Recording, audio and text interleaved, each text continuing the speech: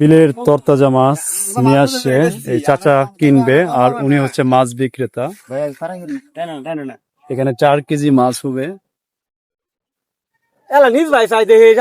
Fresh অনেক হরেক রকমের মাছ দেখতে পাচ্ছেন।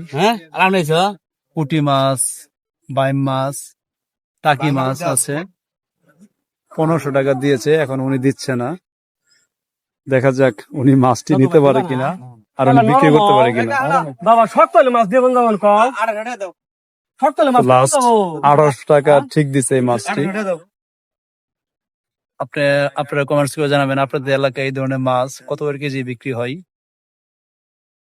700 500 মাছ আমাদের মধ্যে 500 টাকা। আবার দেখাচ্ছি, দেখেন রে বাপ রে বাপ, মিলজিল করে নিয়ে নেন। বের করতেছে 50 টাকা দিচ্ছে, 1550। চাচারও তো 2-4 টাকা লাভ করতে হবে, তাই না?